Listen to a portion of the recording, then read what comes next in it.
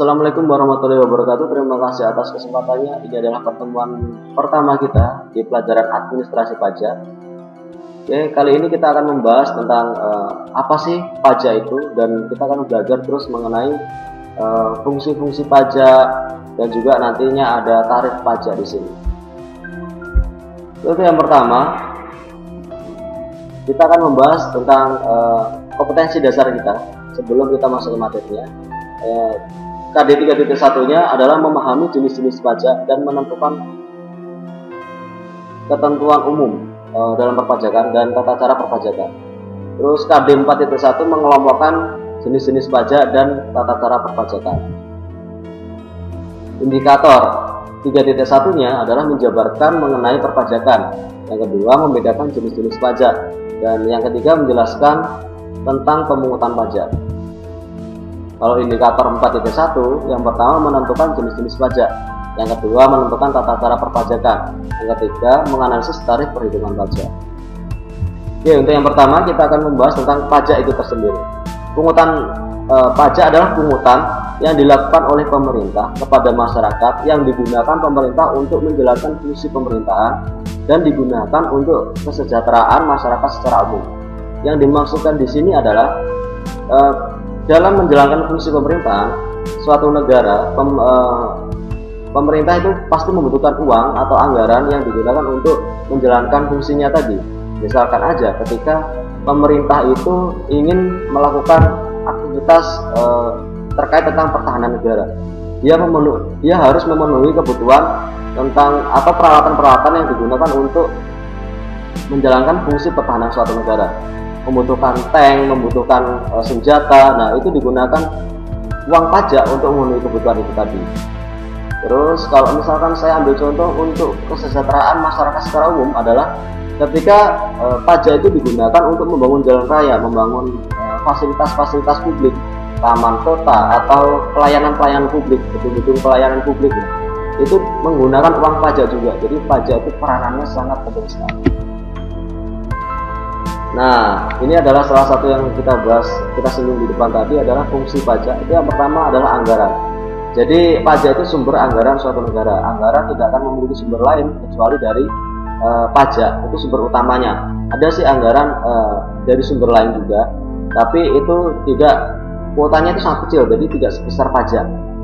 Contohnya aja, kalau misalkan saya bilang dari aset suatu negara, jadi bisa aja menyewakan aset negaranya. Contohnya menyewakan gedung, menyewakan wilayah ke negara lain, itu juga bisa. Bisa juga lewat sumber daya alam. Jadi ketika hak eksplorasi alam itu diambil negara lain, itu kita juga, negara itu juga mendapatkan uang dari situ. Cuma uangnya itu tidak sebesar dengan uang pajak.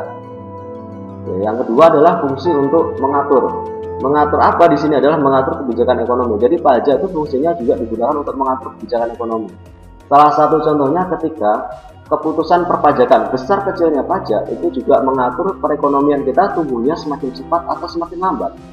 Saya ambil contoh ketika keputusan nilai pajak yang dikeluarkan pemerintah untuk wira swasta itu pajaknya besar, maka orang itu akan lebih cenderung ingin jadi pegawai saja daripada mereka jadi wirausaha. Kenapa? Karena kalau jadi wirausaha keuntungannya itu kalau besar, pajaknya juga akan besar. Jadi kalau jadi pegawai pajaknya kecil, oke, mereka jadi pegawai.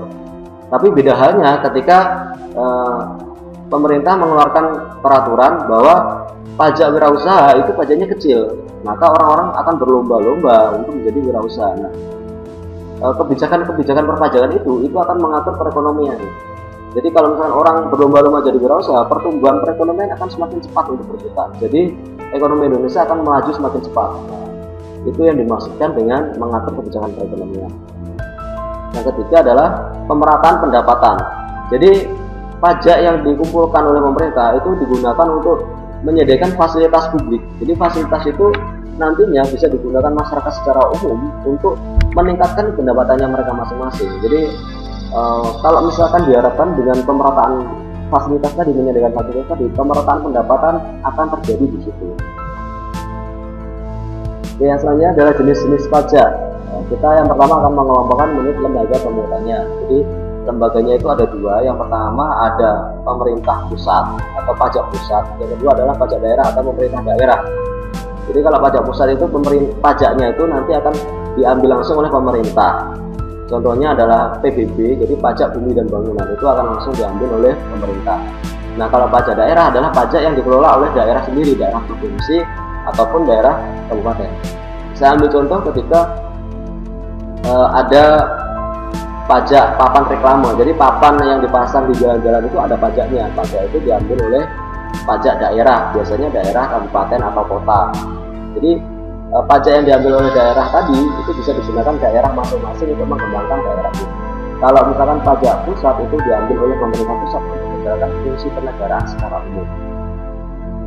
Yang kedua adalah berdasarkan pihak yang memungutnya, jadi pajak langsung atau pajak tidak langsung.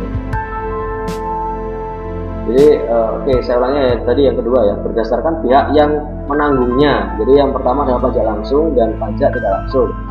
Jadi pajak langsung adalah pajak yang dipikul oleh orangnya sendiri. Contohnya ketika ada pajak penghasilan pribadi, nah, jadi itu dibebankan oleh di dirinya sendiri, tidak dibebankan oleh ke orang lain. Terus yang selanjutnya adalah pajak tidak langsung, adalah bisa dibebankan ke orang lain atau diwakilkan. Misalkan aja ketika suatu instansi atau restoran dia itu kan terkena pajak atas makanan yang disajikan. Nah itu dibebankan ke pelanggannya. Jadi bisa hal seperti itu. Jadi pajaknya harusnya ditanggung oleh pengusaha, tapi ternyata dibebankan ke orang lain. Terus yang ketiga adalah berdasarkan sifat pungutannya. Yang pertama adalah subjektif atau melihat kondisi wajib pajaknya. Terus yang kedua adalah pajak objektif atau melihat objeknya. Jadi yang subjektif itu melihat kondisi orangnya. Terus kalau pajak objektif itu melihat yang dikenakan pajak itu apa. Jadi misalkan aja tadi saya bilang pajak PBB itu melihat objeknya, jadi bangunannya. Terus kalau misalnya subjektif itu melihat orangnya tadi, kayak misalkan aja tadi saya bilang pajak penghasilan. Nah itu yang dilihat adalah orangnya, kondisi orangnya, keadaan ekonomi orangnya tadi. Yang selanjutnya adalah tata cara pemungutan pajak. Yang pertama dasar pengenaan pajak. Di sini ada stelsel nyata, stelsel anggaran, dan stelsel campuran. Yang pertama adalah objek nyata, jadi pengenaan pajak ke objek nyatanya. Artinya itu gini, jadi dia dapat pendapatan berapa, nah itu kita hitung, terus dikenakan pajak berapa, nah itu yang nyata. Terus yang anggaran adalah kita beranggapan dia itu mendapatkan pajak, dia mendapatkan pendapatan sekian, akhirnya kita beranggapan pajaknya nantinya akan sekian dengan pendapatan sekian, seperti itu. Contohnya adalah saat di awal tahun, ini berhubungan dengan juga yang campuran, dia menggunakan keduanya. Jadi ketika di awal tahun, misalkan aja di awal tahun kita mendapatkan gaji 5 juta, pajaknya 100.000. Di bulan kedua, di bulan Februari, kita beranggapan bahwa pendapatannya juga pasti segitu, dan akhirnya pajaknya juga dapat 100.000 lagi. Terus di bulan ketiga kita beranggapan lagi bahwa gajinya juga segitu. Terus habis itu kita gunakan pajaknya juga sama dengan yang kemarin-kemarin, seperti itu. Terus yang campuran menggunakan keduanya.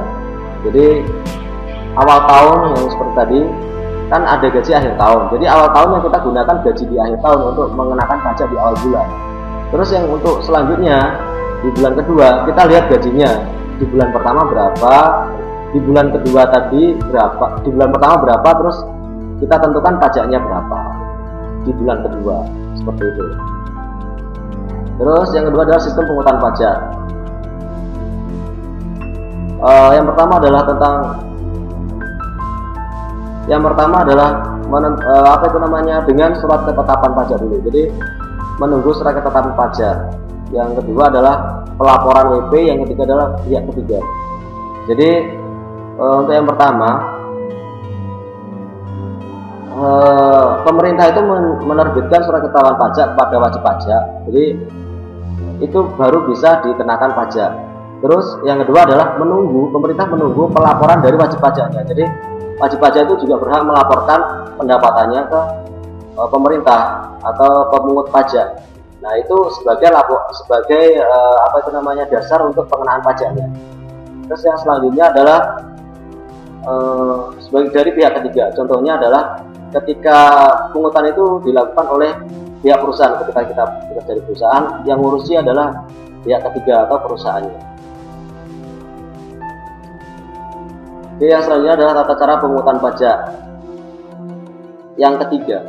Jadi syarat pemungutan pajak yang ketiga adalah syaratnya adalah keadilan, yuridis, ekonomis, finansial, dan sederhana.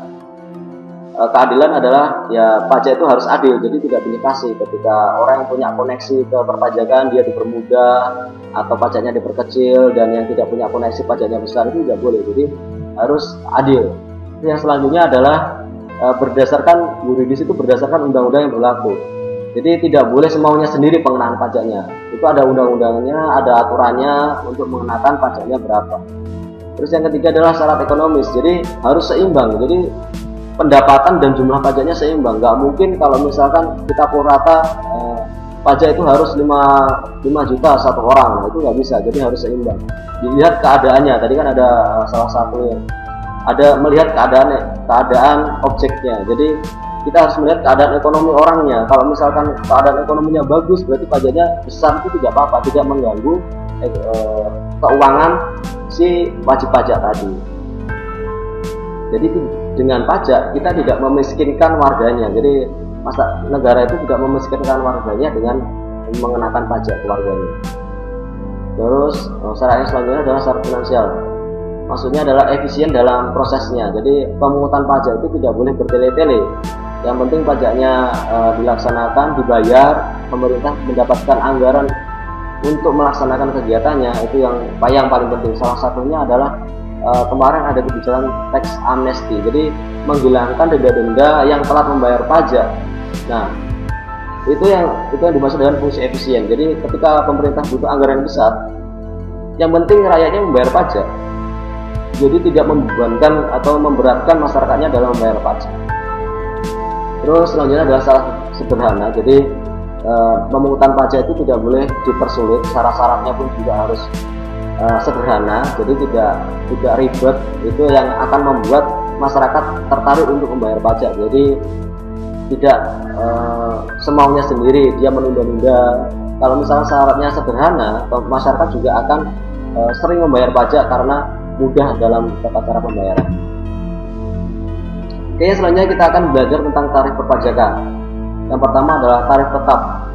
Artinya adalah tarifnya yang dikenakan itu per bulannya itu tetap. Penghasilannya dalam satu penghasilan yang dikenakan ke wajib pajak itu misalkan aja berubah-ubah penghasilannya, tetapi tarifnya itu tetap, pengenaan tarifnya itu tetap. Misalkannya di sini dicontohkan penghasilan di bulan pertama 1 juta, pajaknya 6.000.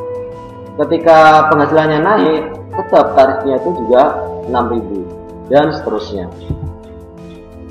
Oke, yang kedua adalah tarif pajak degresif atau prosentasenya itu menurun.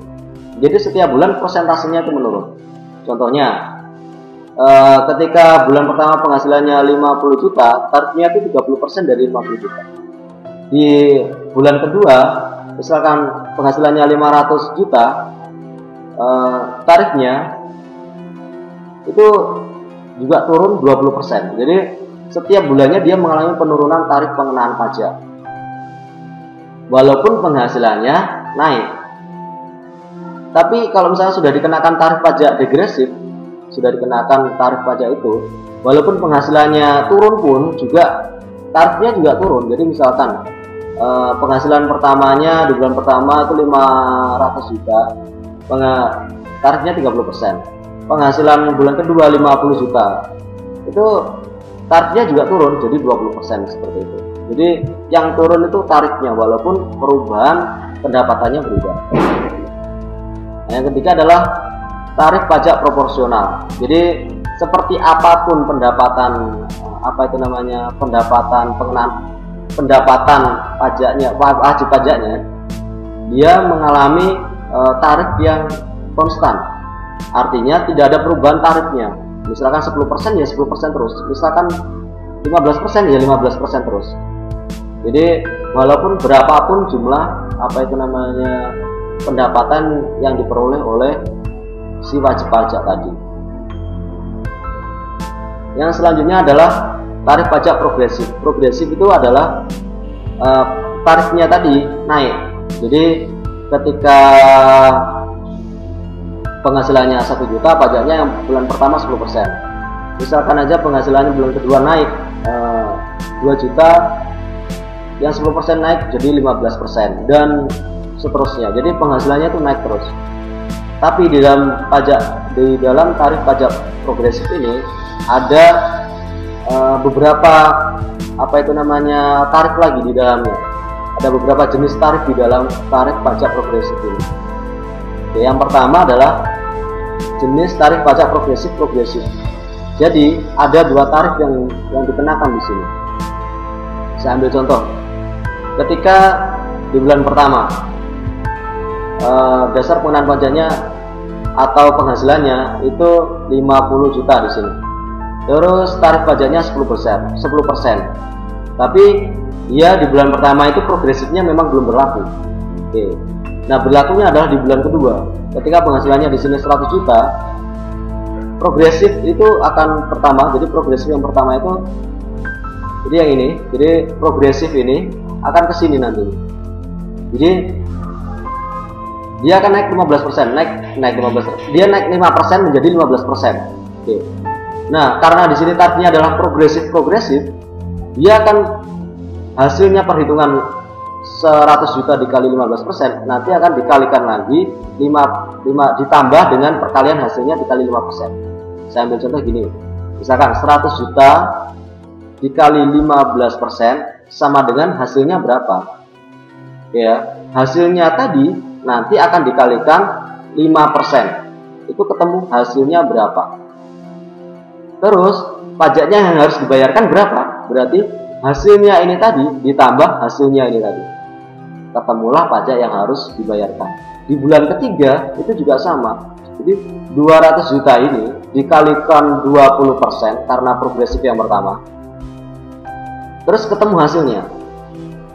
Nah, hasil ini tadi kan disimpan kan ya, nanti untuk ditambahkan. Terus hasil ini tadi dikalikan 10% untuk progresif yang kedua. Hasilnya berapa di sini? Nanti disimpan. Nah, pajak yang harus dibayarkan berapa? Bukan ini tadi ya.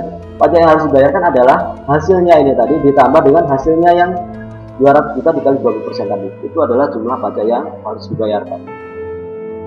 Selanjutnya adalah tarif pajak progresif proporsional. Jadi progresif itu ini yang naik, proporsional berarti kenaikan tarifnya itu tetap. Ya, contohnya adalah di sini penghasilannya 10 juta, untuk bulan pertama dikalikan 15%. Proporsionalnya untuk yang pertama tidak ada, jadi tarifnya cuma 1. Oke, yang bulan kedua misalkan penghasilannya di sini 10 juta lagi deh, 10 juta. Nah, untuk tarif pajak berapa? Tarif pajak yang bulan kedua berapa pajak yang harus dibayarkan? Kita menghitungnya adalah 10 juta dikalikan 25%. Hasilnya berapa? Hasil ini tadi nanti akan dikalikan 10%. Ketemu hasilnya berapa? Nah, pajak yang harus dibayarkan adalah hasilnya ini ditambah dengan hasilnya ini tadi. Itu adalah tarif yang harus dibayarkan di bulan kedua. Bulan ketiga perhitungannya pun juga masih sama seperti bulan kedua. Oke, yang terakhir adalah jenis tarif pajak progresif degresif. Nah, jadi progresifnya di sini naik, degresifnya di sini turun. Oke, saya ambil contoh di bulan pertama penghasilannya 10 juta. Tarif pajaknya adalah 15%. Di bulan pertama sama seperti tadi, belum berlaku kenaikannya. Terus yang selanjutnya adalah di bulan kedua, misalkan aja penghasilannya tetap 10 juta. Perhitungannya adalah 10 juta ini dikalikan 25%, hasilnya berapa, terus hasilnya ini tadi dikalikan 10% ketemu hasilnya berapa, jumlah pajak yang harus dibayarkan, hasil yang ini tadi, perkalian ini tadi, ditambah hasil perkalian ini tadi. Nah, itu adalah jumlah pajak yang harus dibayarkan di bulan ketiga. Di bulan ketiga, perhitungannya juga sama. Yang turun adalah perkalian di kenaikan tarifnya ini. Dia digresif, jadi mengalami penurunan. Kalau tadi proporsional, dia tetap jumlahnya. Kalau di sini 10, berarti di sini juga 10%. Kalau yang tadi itu progresif, berarti misalkan di sini 10%, di sini akan naik menjadi 15%. Oke, itu aja untuk pertemuan pertama kita. Untuk kedepannya kita akan belajar mengenai tentang perhitungan tarif-tarif tadi biar lebih jelas lagi. Jangan lupa belajar terus dan jaga kesehatannya. Ya, terima kasih. Wassalamualaikum warahmatullahi wabarakatuh.